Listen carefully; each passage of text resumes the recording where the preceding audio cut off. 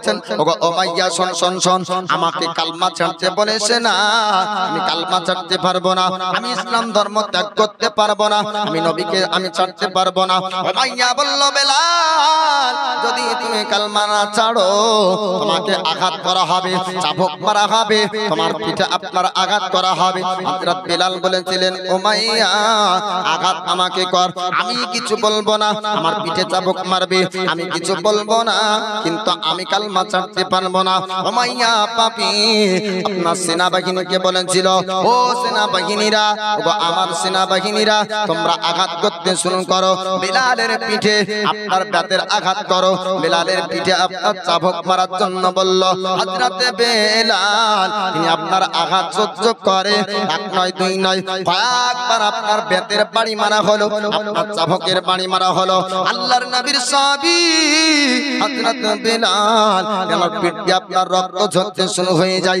আল্লাহর নবীর সাহাবী আপনার নবীর কালমা পড়তেছিলেন, কালমা তৈয়ব পড়তেছিলেন, আপনার কালমা পড়তে থাকে, আবার আপনার আঘাত পড়ে। আপনার যতবার আঘাত করেছিল নবীর সাহাবী আপনার ততবার কালমা পড়তেছিলেন। আপনার মারতে মারতে আপনার সন্ধ্যা যখন হয়ে গেল, আপনার উমাইয়া বলল, ও সেনাবাহিনীরা, এই বেলালকে একটা গাছে বেঁধে দাও, সারা রাত্রি পার হয়ে যাবে, সকালবেলা জিজ্ঞেস করব, সারা রাত্রির যন্ত্রণায় সারা রাত্রির বেদনাতে হয়তো কালমা ছেড়ে দিবে, ইসলাম ধর্ম হয়তো ভুলে যাবে। রাত কেটে গেল, আপনার সন্ধ্যার পর থেকে সারা রাত্রি আপনার ঘা ওরা শরীরে আপনার ব্যথা নিয়ে কেটে যায়। পরের দিন আপনার সকাল হয়ে গেল, আপনার বাঁচলো উমাইয়া পাপী, জিজ্ঞেস করলো, বেলাল সারা রাত্রিটা তো পার হয়েছে, তুমি যন্ত্রণা ব্যথাতে ছিলে, একটু জানিয়ে দাও, তুমি কি কালমা ছাড়ার সিদ্ধান্ত নিয়েছো, ইসলামকে ছাড়ার সিদ্ধান্ত নিয়েছো? হযরত বেলাল বলেছিলেন, না না, আমি সারা রাত্রির মধ্যে অন্য কোনো কাজে ব্যস্ত হইনি, সারা রাত্রি আমি অন্য কারো নাম স্মরণ করিনি, আমি সারা রাত্রির মধ্যে আমি নবী পাকের পবিত্র নাম স্মরণ করে কাটিয়েছি। রাত আপনার ৫টা হয়ে গেল, দিন আপনার শুরু হয়ে যায়, আপনার সকাল কেটে গেল, আবার দুপুর হয়ে যায়, রৌদ্রের আপনার তাপ বেড়ে গেল। উমাইয়া পাপী বলল, ওগো সেনাবাহিনী তোমরা শুনে নাও, বেলালের একটু ডোজটা বাড়িয়ে দাও, আঘাতটা বাড়িয়ে দাও, এমনি হয়তো কালমা ছাড়বে না, আবার যদি আঘাত পড়ে হয়তো আবার কালমা ছাড়তে বাধ্য হয়ে যাবে। হযরতে বেলালকে আবার আঘাত করা হলো, হযরতে বেলালের শরীর দিয়ে আপনার রক্ত ঝরতে শুরু হয়ে গেল। আল্লাহর নবীর সাহাবী হযরত বেলাল আপনার বলেছিলেন, ও উমাইয়া যত আঘাত করবি কর, আমি কিছু বলবো না, কিন্তু খবরদার খবরদার আমাকে কালমা ছাড়তে বলবি না, নবীর মহব্বত আমার অন্তর থেকে তুই বের করতে পারবি না, তোর চাবুকের আঘাতে আমার শরীরে রক্ত বের হবে, কিন্তু চাবুকের আঘাতে আমার নবীর মহব্বত বের হবে না। এবার আপনার আঘাত আবার বেড়ে যায়, আঘাত আপনার করে, আবার চাবুক মারে, আবার চাবুক মারে, আবার চাবুক মারে, বারবার মারতে মারতে উমাইয়া আপনার সেনাবাহিনীদেরকে বলল, এইরকম করে মারলে হয়তো কালমা আপনার ভুলবে না, কালমা হয়তো ছাড়বে না, একটা ঘোড়া নিয়ে আসতে হবে, আর ঘোড়ার পায়ে আপনার রশি বেঁধে দাও, আর রশি বাঁধার পর আপনার বেলালের হাতটা বেঁধে দিতে হবে, সারা আপনার মরুভূমিতে চক্কর লাগিয়ে দাও, যখন চক্কর লাগাবে তাপাল আপনার বালিতে, মরুভূমির বালিতে, আর ঘায়ের শরীর যখন আপনার পড়বে, তখন বেলাল আর সহ্য করতে পারবে না, আর আঘাতটা সহ্য করতে পারবে না, চতুর্দিক দিয়ে আপনার মরুভূমির পানি আপনার চক্কর লাগানো হবে। এবার ঘোড়ার আপনার পায়ে রশি বাঁধা হলো, আল্লাহর নবীর সাহাবী হযরত বেলালের হাতে আপনার রশি বাঁধা হলো, মরুভূমির পানিতে আপনার বেলালকে চক্কর লাগানো হলো। এবার বেলালকে জিজ্ঞেস করে, ওগো বেলাল একটু জানিয়ে দাও, তুমি কি কালমা ছাড়বে, তুমি কি কালমা বলবে, তুমি কি ইসলাম ধর্ম ত্যাগ করবে, বাপ দাদা ধর্মের দিকে আবার পুনরায় তুমি আসবে, একটু জানিয়ে দাও। ওগো বেলাল যদি তুমি কালমা ছেড়ে দাও, যদি তুমি কালমা ভুলে যাও, ইসলাম ধর্ম যদি তুমি ত্যাগ করে দাও, আজকে একটা তোমার জন্য ইনাম আছে, পুরস্কার রয়েছে। হযরত বেলাল বলেছিলেন কি পুরস্কার আমার জন্য রয়েছে, কি ইনাম আমার জন্য রয়েছে, একটু ইনামের কথা জানিয়ে দাও। আপনার উমাইয়া বলেছিল ও বেলাল তোমার জন্য পুরস্কার হলো এই, তোমার জন্য ইনাম হলো এই, কালমা ছাড়ার জন্য, ইসলাম ধর্মকে ছাড়ার জন্য অনেক টাকা পয়সা তোমাকে দেওয়া হবে। শুধু তাই না, শুধু তাই না, তোমাকে চিকিৎসা করা হবে, ভালো ডক্টর দেখিয়ে তোমাকে চিকিৎসা করব, ভালো কবিরাজ দিয়ে তোমাকে চিকিৎসা করব। তোমার শরীরের ঘা থাকবে না, শরীরে যন্ত্রণা থাকবে না, শরীরে আপনার ব্যথা থাকবে না, এরকম বলা হলো। আল্লাহর নবীর সাহাবী হযরত বেলাল বলেছিলেন না না, দুনিয়ার যদি আমাকে অর্থ সম্পদ যদি আমার কদমে ফেলে দাও, আমি নবীর মহাব্বত ভুলবো না। নবীর সাহাবী বলছেন দুনিয়ার সমস্ত টাকা পয়সা যদি আমার কদমে আমার পায়ের কাছে নিয়ে এসে দাও, তবুও আমি নবীর মহাব্বত ছাড়বো না। জোরে বলুন সুবহানাল্লাহ। নবীর মহাব্বতের কাছে দুনিয়ার সম্পদ, দুনিয়ার টাকা পয়সাকে আমি কুরবান করে দেব। এ হলো নবীর সাহাবী। হযরত বেলালকে আপনার আবার আঘাত করা হলো। আল্লাহর নবীর সাহাবী হযরত বেলাল আপনার কালমা পড়তেছিলেন, আপনার সারা মরুভূমিতে চক্কর লাগানোর পর শরীর দিয়ে আপনার রক্ত তো ঝরতেছিল এবং শরীরে আপনার ব্যথাটা যন্ত্রণা আরো বেড়ে গেল। হাত আপনার চলা আপনার কম হয়ে গিয়েছে, হাত পা চলে না, আপনার শরীরের অঙ্গ প্রত্যঙ্গ কাজ করা বন্ধ করেছে, কিন্তু আপনার জবানে আস্তে আস্তে কালমা তেলাওয়াত করতেছিলেন। এবার উমাইয়া বলল ও সেনাবাহিনীরা একটা পাথর নিয়ে আসো। একটা বড় পাথর আনা হলো। এবার হযরত বেলালের সিনার উপরে আপনার বুকের উপর চাপানো হলো।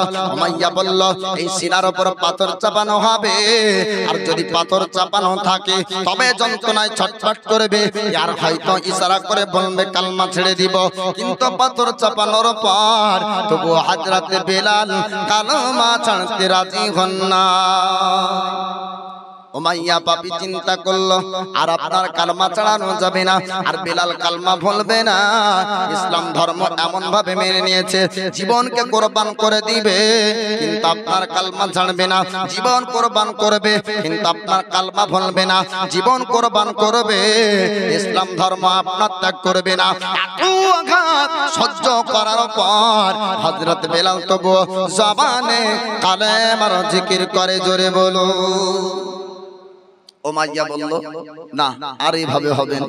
এত আঘাত সহ্য যখন করে নাই, এই ব্যক্তি আর কালেমা ছাড়বে না, ইসলাম ধর্ম আর ভুলবে না। এই পাথর চাপানো থাক, বেলাল এই জায়গায় পড়ে থাকবে। সেনাবাহিনীদেরকে নিয়ে চলে যাওয়ার জন্য, রওনা হওয়ার জন্য প্রস্তুতি নিচ্ছে। এমন তো অবস্থাতে হযরত আবু বকর সিদ্দিক নবীর শ্রেষ্ঠ সাহাবী, তিনি রাস্তা দিয়ে বাড়ি যাচ্ছিলেন ব্যবসা বাণিজ্য করে। একজন রমণীর ডাক শুনতে পেলেন। ওই রমণী কে ছিল?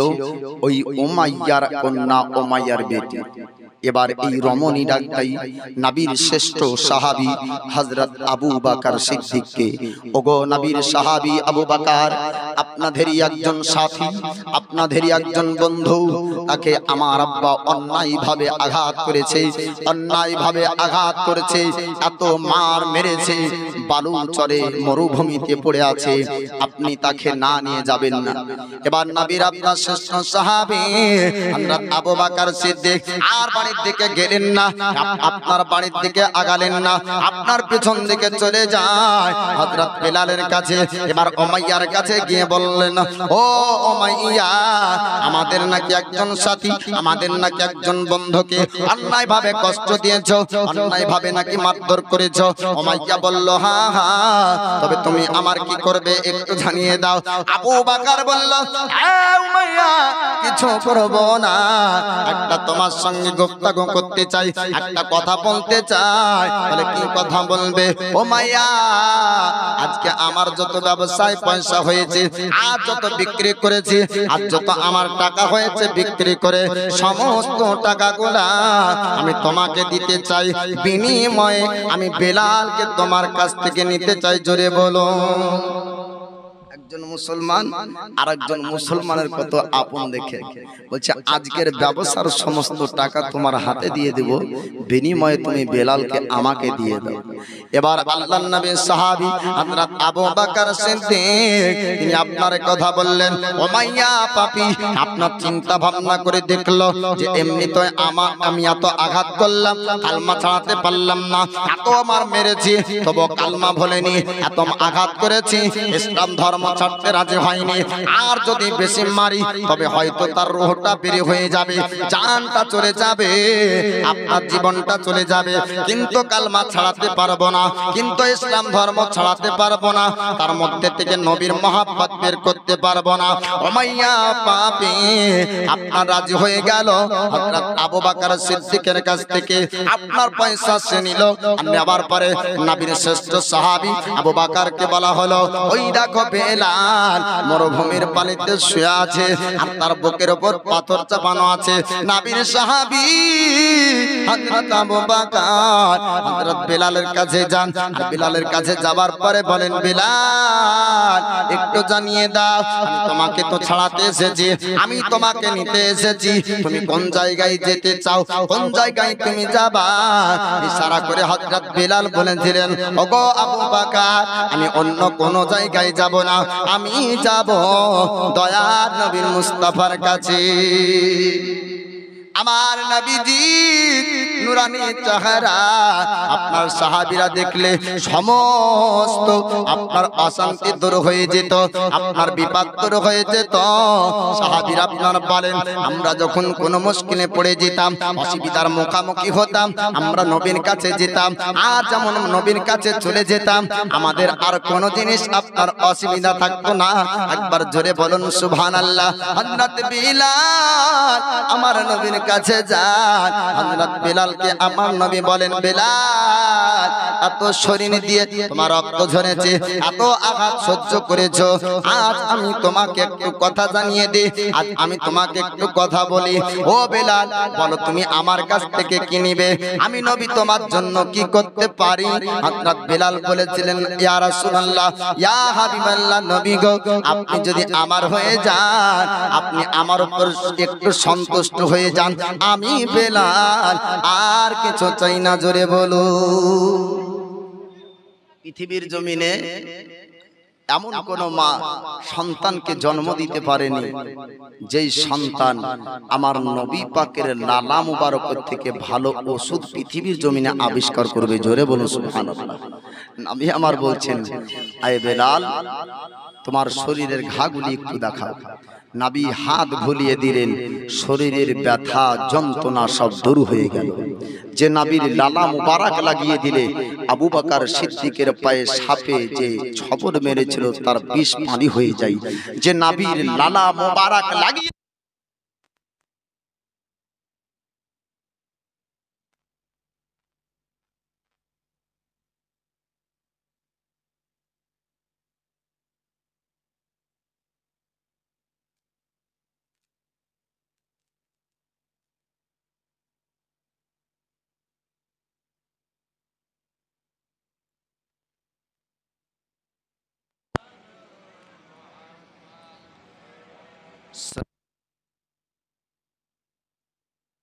আদির সেনে কালো পাক নামে মোহাম্মদ হরদম জবা সেনে কালো শফে আনা মোহাম্মদ সাল্লাল্লাহু তাআলা আলাইহি ওয়াসাল্লাম। নবী পাক সাহেবের আওলাদ সাল্লাল্লাহু তাআলা আলাইহি ওয়াসাল্লামকে আল্লাহ পাক অসংখ্য গুণাবলী দান করেছেন। জি, আল্লাহ পাক নবী পাককে কিয়ামতের দিন শাফাআত নবী করবেন, আর নবীর শাফাআত কবুল করে আল্লাহ পাক তাদেরকে জান্নাত দিবেন। জোরে বলুন সুবহানাল্লাহ।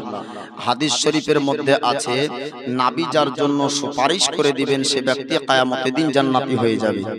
নবী পাক দুনিয়ার বুকে 10 জন ব্যক্তিকে জান্নাতি হওয়ার সার্টিফিকেট দিয়েছেন। আবু বকর ফিল জান্নাহ, ওমর ফিল জান্নাহ, উসমান ফিল জান্নাহ, তালহা ফিল জান্নাহ, জুবাইর ফিল জান্নাহ, আলী ফিল জান্নাহ। এই রকম করে 10 জন সাহাবীকে নবী বলেছেন যে তোমরা জান্নাতি, জান্নাতি হওয়ার গ্যারান্টি নবী দুনিয়াতে দিয়েছেন। এই রকম 10 জন সাহাবীর অনুসরণে, 10 জন সাহাবীর মহব্বতে পবিত্র ঘর মসজিদের জন্য 1000 টাকা করে 10 জন কেউ আছে? জি। পাক পাঞ্জাতনের মহব্বতে 5000 টাকা দেনেওয়ালা একজন ব্যক্তি নাই। পাক পাঞ্জাতন কাকে বলে? পাক মানে হলো পবিত্র, পাঁচ মানে হলো 5, আর তান মানে হলো শরীর। 5 জনের শরীরকে পবিত্র শরীর বলা হয়। রাসূলে পাক, আলী শেরে খোদা, ফাতিমাতা জাহরা, ইমামে হাসান ও ইমামে হুসাইন। তো এই পাক পাঞ্জাতনের মহব্বতে, পাক পাঞ্জাতনকে ভালোবেসে আল্লাহর ঘর পবিত্র মসজিদের জন্য একজন ব্যক্তি 5000 টাকা দেন। নবী পাক বলেন বালা মুসিবত করলে আপনার বালা মুসিবত দূর হয়ে যায় সাদকায়ে জারিয়া যদি করে যায়। সাদকায়ে জারিয়াতে সাদকার মাধ্যমে আপনার বালা মুসিবত দূর হয়ে যায়। অনেকজন ব্যক্তির আপনার অসুস্থ হলে ডক্টর বাড়ি যায় না, যায় না গো? জি, পা ভেঙে যায় তো ডক্টর বলছে 1 লাখ টাকা দাও তবে একটা নকল পা দেবো। কি নাম হলো? বেনাম নাকি? বেনামে? সুবহানাল্লাহ। দেখেন বলছে নামের নাই দরকার, কামের দরকার। নারায়ে তাকবীর, নারায়ে রিসালাত। এই দেখেন যুবক ভাই, 500 টাকার দাতা, আল্লাহ তার দানকে কবুল করুক, আমিন ইয়া রাব্বাল আলামিন। সুবহানাল্লাহ। এই দেখেন আরো বেনামে আল্লাহর প্যারা বান্দা মসজিদকে ভালোবেসে পাক পাঞ্জাতনের মহব্বতে, সাহাবীর মহব্বতে আপনার মসজিদে 1000 টাকার দান করেছে। নারায়ে তাকবীর, নারায়ে রিসালাত, মাসলাকে আলা হযরত উলামায়ে আহলে সুন্নাত। এই দেখেন দানকারী দাতাগণ বলেন জিন্দাবাদ, আমিন ইয়া রাব্বাল আলামিন। এই দেখেন আল্লাহ তাদের দানকে কবুল করুক, রিজি রোজগারে বরকত দান করুক, হায়াতে বরকত দান করুক, আল্লাহ বালা মুসিবতকে দূর করুক, বিপদ আপদ থেকে আল্লাহ হেফাজত রাখুক। আমি বলতেছিলাম যে দান করলে আপনার বালা মুসিবত দূর হয়ে যায়। কোন মানুষের আপনার যদি অসুস্থ হয়, যদি আপনার পা ভেঙে যায়, ডাক্তার বলবে আমার টেবিলে 1 লক্ষ টাকা জমা করো তবে তোমাকে একটা পা দিব। তারপরে ওই পাটা আপনার নকল পা হবে। একটা চোখ নষ্ট হয়ে গেলে ডাক্তার বলে 1 লক্ষ টাকা জমা করো তোমাকে একটা চক্ষু দেওয়া হবে। তারপরে ওই চোখটা অরিজিনাল না, ওই চোখটা আপনার নকল দেবে। আপনার এই রকম লক্ষ লক্ষ টাকার, কোটি কোটি টাকার অঙ্গ প্রত্যঙ্গ মহান আল্লাহ আপনাকে ও আমাকে দান করেছেন। জোরে বলুন সুবহানাল্লাহ। জি, আল্লাহ আমাদেরকে সুস্থ রেখেছেন, আল্লাহ আমাদেরকে ভালো রেখেছেন, আল্লাহ আমাদেরকে দুনিয়ার জমিন দিয়েছেন। এই দুনিয়ার জমিন থেকে আমরা রুজি সঞ্চয় করে থাকি। ব্যবসা বাণিজ্যতে, হায়াতে কে বরকত দিবেন গো? আল্লাহ বরকত দিবেন। একটু আল্লাহর ঘর মসজিদকে আপনি ভালোবাসুন, আল্লাহ আপনাকে ভালোবাসবে। একজন ব্যক্তি নাই পাক পাঞ্জাতনের মহব্বতে 5000 টাকা দিনে বলা, সাহাবীর মহব্বতে 1000 টাকা দিনে বলা। আমি বলতেছিলাম কোন ব্যক্তিকে যদি আল্লাহ ধনী করে, কথাটা শুনবেন, ধনী যদি করে তার কালবকে যেন হযরত উসমান গানির মতন বানিয়ে দেয়। একবার জোরে বলুন সুবহানাল্লাহ। কোন ব্যক্তি মুসলমানকে আল্লাহ গরীব যদি বানায়, হাজারো হাজার গরীব আল্লাহর বান্দা আছে, হাজার হাজার গরীব মুসলমান দুনিয়াতে রয়েছে। কোন ব্যক্তি যদি গরীব হয় তাহলে তার কালবকে যেন হযরত আলীর মতন বানিয়ে দেয়। তাহলে গরীবী হালাতেও আল্লাহর শুকরিয়া করবে। আর ধনী হালাতে উসমান গানির মতন যদি কালব থাকে তাহলে সেই ব্যক্তির দ্বারাতে অন্য ব্যক্তি গরীব মুসলমানও হেফাজত থাকবে এবং মসজিদ মাদ্রাসার প্রতিষ্ঠানগুলির উন্নতি হবে। কেননা উসমান গানির মতন কালব হলে ঘরে অর্থ থাকবে আর দান করবে না, এমন হবে না। জোরে বলুন সুবহানাল্লাহ। 3 জন ব্যক্তির কথা আপনাদেরকে বলবো ঘটনা। পানি ইসরায়েলে 3 জন ব্যক্তি ছিল যাদের 3টা রোগ হয়েছিল। 3টা রোগ, একটা 2 চোখ কানা একজনের, আর একজন ব্যক্তির ফলু পড়া, আর একজন ব্যক্তি আপনার মাথায় চুল ছিল না। 3 জন বানি ইসরায়েলের ঘটনা, 3 জন ব্যক্তির। বলছে আল্লাহ বড় আফসোস, দুঃখে সুবহানাল্লাহ। দেখেন বাকি রেখেছেন কিন্তু দিবে না ফাঁকি। নারায়ে তাকবীর, নারায়ে রিসালাত, মাসলাকে আলা হযরত আলাউদ্দিন 1000 টাকার দাতা বলেন জিন্দাবাদ। এরকম আলাউদ্দিনের মতন আব্দুল্লাহ নাই, আব্দুল সত্তার, আব্দুল গাফফার এরকম নাই। মা আমার আপনারা 500 টাকা 1000 টাকা করে দেন কি না? মরহুম আলতাফ আলীর নামে 500 টাকা নারায়ে তাকবীর, নারায়ে রিসালাত, মাসলাকে আলা হযরত মরহুম আলতাফ উদ্দিনের নামে 500 টাকা দান করেছে। আল্লাহ তার দানকে কবুল করুক, জীবনের গুনাহ খাতাকে ক্ষমা করুক, আমিন ইয়া রাব্বাল আলামিন। বলতেছিলাম বনি ইসরাইলের 3 জন ব্যক্তি তারা আপনার আফসোস দুঃখে আপনার ফাঁকা ময়দানে বসে বসে আল্লাহকে বলছে, মাবুদ গো, তুমিও তো আমাদেরকে দুনিয়াতে পাঠিয়েছো তোমার বান্দা করে, কিন্তু মানুষ যে আমাদেরকে ঘৃণা করে। মানে এই 3 জন ব্যক্তিকে মানুষ ঘৃণা করত, কি কারণে সেটাও শুনুন। বনি ইসরাইলের 3 জন ব্যক্তি আল্লাহকে বলেছিল, মাবুদ, পৃথিবীর জমিনে আমাদেরকে তুমি পাঠিয়েছো, আমাকে কানা করেছো, আমাকে তুমি চোখ দাওনি, অন্ধ বলে আমাকে মানুষ ঘৃণা করে, আমাকে মানুষ ঘৃণা করে, মানুষ ভালোবাসে না, মানুষ আমাকে কাজ দেয় না, মানুষ আমাকে চাকরি দেয় না। আরেকজন ব্যক্তি বলেছিল, আল্লাহ, আমার মাথায় চুল নাই, আমার মাথায় চুল নাই, তার জন্য আমাকে ঘৃণা করে, আমাকে টাকলা টাকলা বলে, আমাকে নানা রকম করে ঠাট্টা করে। আয় মাবুদ মওলা, এই রকম করে পৃথিবীর মানুষ আমাদেরকে নিয়ে ঠাট্টা করে, আর দুনিয়ায় আমরা থাকতে চাই না। আল্লাহ পাককে যখন বলে, আল্লাহর ফেরেশতাকে আল্লাহ পাক আপনার পৃথিবীর জমিনে পাঠিয়ে দেয় আপনার পরীক্ষা নেওয়ার জন্য। আল্লাহ পাক আপনার পাঠিয়েছিলেন আল্লাহর ফেরেশতাকে। আল্লাহর ফেরেশতা আপনারা আসার পর আপনার 3 জন ব্যক্তির কাছে মানবের রূপ ধারণ করলেন। মানবের রূপ ধারণ করার পরে আল্লাহর ফেরেশতা বলেছিলেন, ও আল্লাহর বান্দা, তোমাদের মনের চিন্তা কি একটু জানিয়ে দাও। এক এক করে এক একজনের ব্যক্তির কাছে যাই। যাওয়ার পরে বলেছিলেন, আপনার ওগো আল্লাহর বান্দা, আপনি কিসের চিন্তায় বসে আছেন একটু জানিয়ে দেন। ওই ব্যক্তি বলেছিলেন, মহান আল্লাহ পাক আল্লাহ তাআলা আমাকে পৃথিবীর জমিনে পাঠিয়েছেন, কিন্তু মানুষ ঘৃণা করে, মানুষ আমাকে দেখে বলে আমার শরীরের ফুল পড়া আছে, আমার শরীরকে দেখে তারা বিচ্ছিরি দেখতে মনে হয়, আমাকে দেখে তারা ঘৃণা করে। এই রকম আপনার শব্দ ব্যবহার করলো। আল্লাহর ফেরেশতা বলেছিলেন, দেখি তোমার একটু শরীরটা দেখিয়ে দাও। আল্লাহর ফেরেশতার নূরানি হাত দ্বারাতে আপনার শরীরের ফুল পড়া অসুখ ভালো করে দেয়। জোরে বলুন। এবার আল্লাহর ফেরেশতা আপনারা বলেছিলেন, ও আল্লাহর বান্দা, আল্লাহর কাছে কি পেতে চান, আল্লাহর কাছ থেকে কি নিতে চান, একটু আপনি জানিয়ে দেন। ওই ব্যক্তি বলেছিলেন, আমার কাছে তো কিছু নাই, আমার কাছে তো কিছু নাই। আল্লাহ পাক আল্লাহ তাআলা আমাকে যেটা দিবে ওতেই আমি খুশি হয়ে যাব, ওতেই আমি রাজি হয়ে যাব। আল্লাহর পক্ষ থেকে আপনার ওইজন ব্যক্তিকে আপনার একটা উট দেওয়া হলো। যেই উটটা আপনার গাভী উট ছিল, যেই উটটা আপনার গাভী ছিল, আপনার 10 মাসের গাভী আপনার উট দান করা হলো। আর ওই উট থেকে আল্লাহ পাকের পক্ষ থেকে যেহেতু এসেছে, আপনার উটের মধ্যে বরকত চলে আসলো। আল্লাহর ফেরেশতা আবার দ্বিতীয়জন ব্যক্তির কাছে যায়। যে ব্যক্তি আপনার যে ব্যক্তির মাথায় চুল ছিল না, ওই ব্যক্তির কাছে গিয়ে আল্লাহর ফেরেশতা বলল, ও আল্লাহর বান্দা, একটু তুমি জানিয়ে দাও তোমার মনের দুঃখ কিসের, মনের চিন্তা কিসের, মন খারাপ করে কেন বসে আছো। ওইজন ব্যক্তি বলেছিল, আল্লাহ পাক আল্লাহ তাআলা পৃথিবীর জমিনে আমাকে পাঠিয়েছে, কিন্তু মানুষ আমাকে দেখে ঘৃণা করে, মানুষ আমাকে দেখে ঠাট্টা করে, নানা রকম শব্দ আমার জন্য ব্যবহার করে। আমি মনের আঘাতে, মনের দুঃখে আমি বাড়ি ঘর ছেড়ে দিয়েছি, আমি বাড়ি ঘর ত্যাগ করে দিয়েছি। আর গ্রামের মধ্যে প্রবেশ করব না, আর মহল্লার মধ্যে আর যাব না, আর গ্রামে যাব না। খোলা আকাশের নিচে আমি ময়দানে জীবন যাপন করব। আমার জীবনকে আমি শেষ করে দিতে চাই, আমার জীবন শেষ করার সিদ্ধান্ত নিয়েছি। আল্লাহর ফেরেশতা আপনার বলেছিলেন, না না, এমনটা করবে না, তোমার একটু মাথাটা দেখিয়ে দাও। আপনার মাথাতে হাত বোলানো হলো। আল্লাহর নূরানি ফেরেশতার হাত বোলানোর পরে আপনার মাথায় চুল গজাতে শুরু হলো। আপনার চুল হয়ে যায়। ওই ব্যক্তিকে আল্লাহর ফেরেশতা বলেছিলেন, ওগো আল্লাহর বান্দা, তুমি কি পেতে চাও, আল্লাহর কাছ থেকে একটু জানিয়ে দাও। ওই ব্যক্তি বলেছিলেন, আমার কাছে তো কিছু ছিল না, আমি তো একজন অসহায় ব্যক্তি ছিলাম। আল্লাহ পাক আল্লাহ তাআলা আমার অসুখ ভালো করে দিয়েছে। আল্লাহ পাক যেটা দিবে আমি তার উপর রাজি হয়ে যাব, আমি তার উপর আপনার খুশি হয়ে যাব। আল্লাহর পক্ষ থেকে ওইজন ব্যক্তিকে আপনার একটা গাই দেওয়া হলো, একটা গরু দেওয়া হলো। আপনার যে গরুটা আপনার গাভী ছিল, ওই গরু দেওয়ার পরে তৃতীয় জন ব্যক্তির কাছে আল্লাহর ফেরেশতা চলে যায়। আল্লাহর ফেরেশতা যাওয়ার পর আপনার বলেছিলেন, ও আল্লাহর বান্দা তোমার মনটা কেন খারাপ, তোমার মনটা কেন খারাপ একটু জানিয়ে দাও। আল্লাহর বান্দা বলেছিল, ও আল্লাহর বান্দা আপনার বলেছিলেন আমাকে আল্লাহ পাক পৃথিবীর জমিনে পাঠিয়েছেন, কিন্তু দুই চোখ আমাকে দেয়নি। দুনিয়ার আলো আমি দেখতে পাই না, দুনিয়া আমার কাছে অন্ধকার, রাত আর দিন আমার কাছে একই মনে হয়। মানুষ আমাকে ঘৃণা করে, মানুষ আমাকে ঠাট্টা করে, নানা রকম শব্দ আমার জন্য ব্যবহার করে।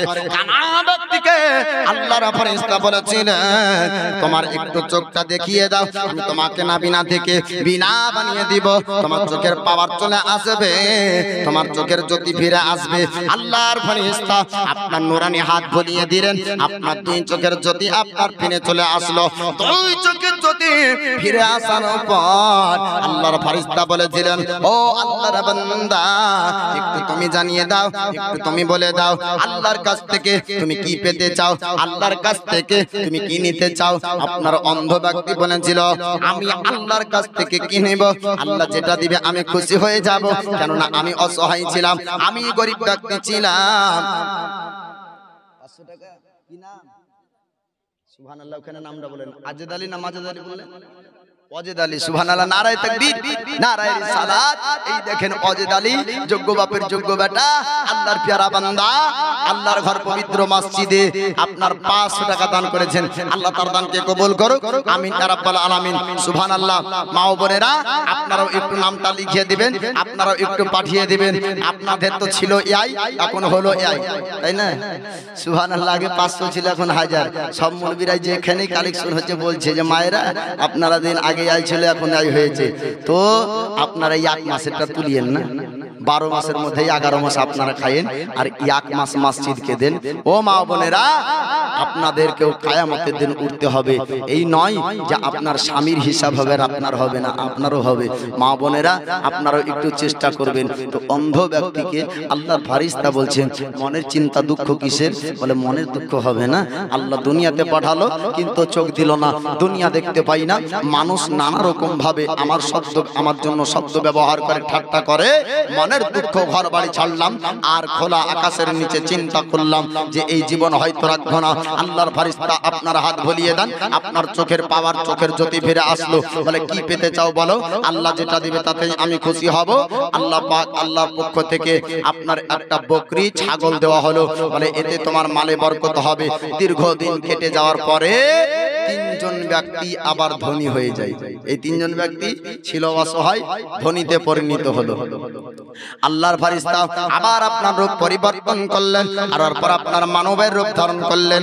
যে ব্যক্তির আপনার যেমন ছিল তার কাছে তেমন রূপ ধারণ করে আপনার যাই। আপনার যারা মাথায় চুল ছিল না ওর কাছে অমন রূপ ধারণ করে গিয়েছিলেন, যার আপনার চোখ ছিল না তার কাছে তেমন রূপ ধারণ করে গিয়েছিলেন। 100 টাকা দান করেছে, আল্লাহ তার দানকে কবুল করুক। যার আপনার ফুল পড়া রোগ ছিল তার কাছে আপনার তেমন রূপ ধারণ করেছিলেন। সর্বপ্রথমে আল্লাহর ফেরেশতা ওই আপনার ফুল পড়ার ব্যক্তির কাছে আপনার ওই রকম রূপ ধারণ করে গেলেন। যাবার পর বলেছিলেন আমি একজন অসহায় ব্যক্তি, আমার শরীরের মধ্যে এই রকম ফুল পড়া রোগ এসেছে, মানুষ আমাকে ঘৃণা করে, মানুষ আমাকে দেখে নানা রকম শব্দ ব্যবহার করে, নানা রকম খারাপ শব্দ বলে, আমাকে কোনো ব্যক্তি কাজ দেয় না, আমাকে কোনো ব্যক্তি কর্ম দেয় না, মানুষের কাছে আমাকে আসতে দেয় না, মানুষ আমাকে দূর দূর করে দূরে আপনার ঠেলে দেয়। আমি আপনার কাছে এসেছি, একটা উট যদি আপনি আমাকে দিতেন। সঙ্গে সঙ্গে ওই ব্যক্তি বলেছিল, অর্থ আপনার পাওয়ার পরে অহংকার চলে এসেছিল। এই ব্যক্তি বলল আমি একটা উট দিব না, আমি একটা উট দিতে পারবো না, দূর দূর করে তাকে তাড়িয়ে দিতে যায়। আল্লাহর ফেরেশতা আপনার রূপ পরিবর্তন করে নাই, আবার পুনরায় ওই রূপ ধারণ করে।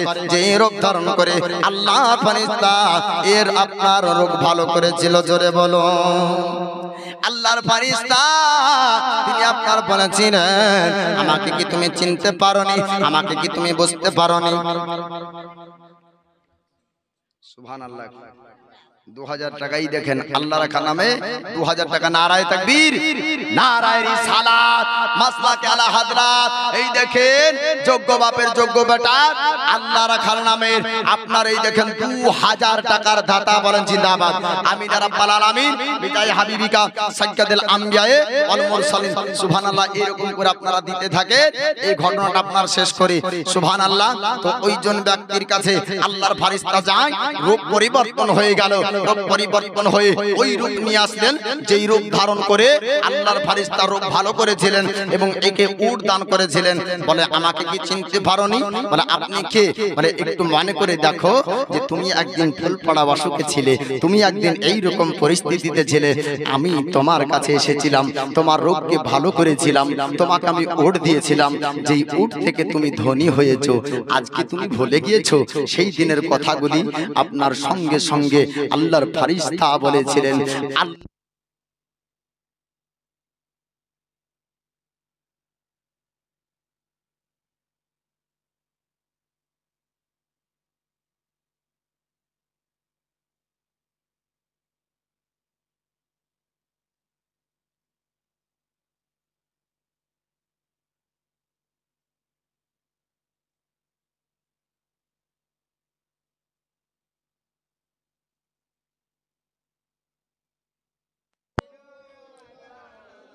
অল্প করে দিন।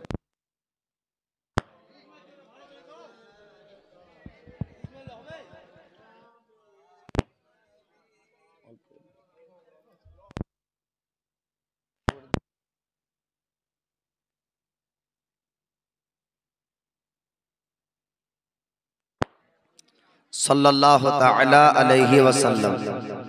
এবার আল্লাহর ফেরেশতা বললেন ওই ফুলপাড়া রোগকে যে শোনো, তোমাকে আল্লাহ পরীক্ষা করতে চেয়েছিল, আল্লাহর পরীক্ষাতে তুমি ফেল করে গিয়েছো। দ্বিতীয় জন ব্যক্তির কাছে যার মাথায় চুল ছিল না, মানুষ ঘৃণা করত, ওই রকম রূপ ধারণ করে আল্লাহর ফেরেশতা যায়। আল্লাহর ফেরেশতা আপনার যাওয়ার পর ওই ব্যক্তির কাছে যাই, বলে আমার মাথায় চুল নাই, তার জন্য মানুষ আমাকে ঘৃণা করে, আমাকে একটা গাভী দাও, আমাকে একটা গরু দাও, আমাকে একটা গরু দাও।